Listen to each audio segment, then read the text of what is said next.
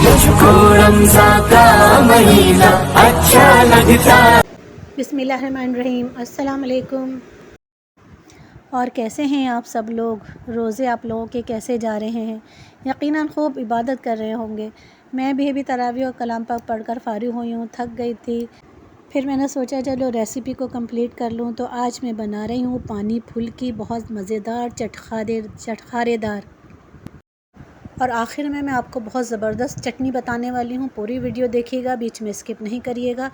1 cup मैंने बेसन लिया है। हरी मिर्च 1 अदद मैंने बारीक चॉप कर ली है। नमक लिया है 1 टीस्पून। 1 चुटकी खाने का सोडा लिया है। थोड़ा सा हरा धनिया है, पुदीना है। 1 टीस्पून पिसी मिर्च, वो सब मैंने इसमें बेसन में शामिल कर दिया है। अब इसमें पानी डालकर इसको बहुत अच्छे से फेंटना है। बेसन को जितना अच्छा फेंटेंगे उतनी ही अच्छी फुल्की बनेगी। 7 से 8 मिनट तक बेसन को बहुत अच्छा सा फेंट लिया है मैंने। ये तैयार हो चुका है। ये लिए हैं मैंने कुछ मसाले, जिसमें 1 टेबल स्पून ज़ीरे को मैंने अच्छी तरह से तवे पे भून के उसको बारीक कूट लिया है। 1 टीस्पून चाट मसाला लिया है। हाफ़ टी स्पून काला नमक लिया है, इससे ज़ायक़ा बहुत ज़बरदस्त आएगा।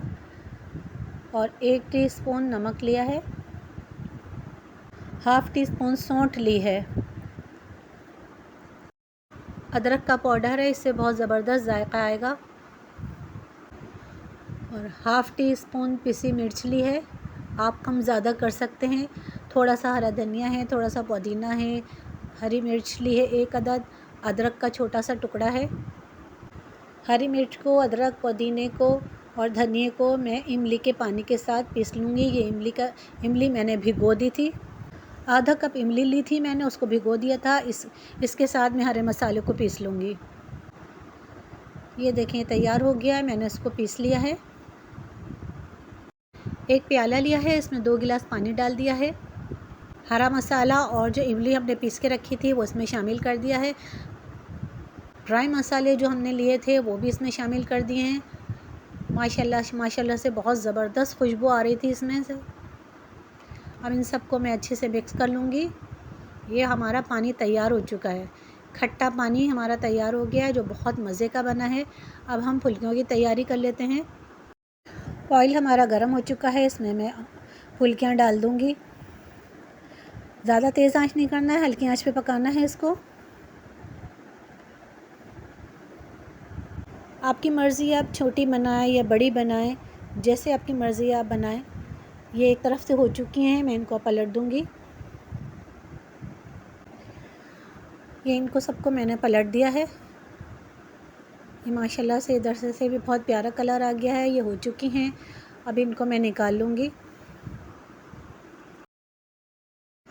अब इनको जो मैंने बहुत ज़बरदस्त सा पानी तैयार करके रखा है उसमें शामिल कर दूँगी। और अच्छा हाँ, मैं नींबू भूल गई थी, इसमें आप आधा नींबू ज़रूर निचोड़िएगा, उससे तो जायका और अच्छा हो जाएगा इसका। अब मैं आपसे मिलती हूँ 10 मिनट के बाद। 10 मिनट के लिए मैं इसको फुल्कियों को ढक के रख दूँगी ताकि ये अच्छे से फूल जाएं।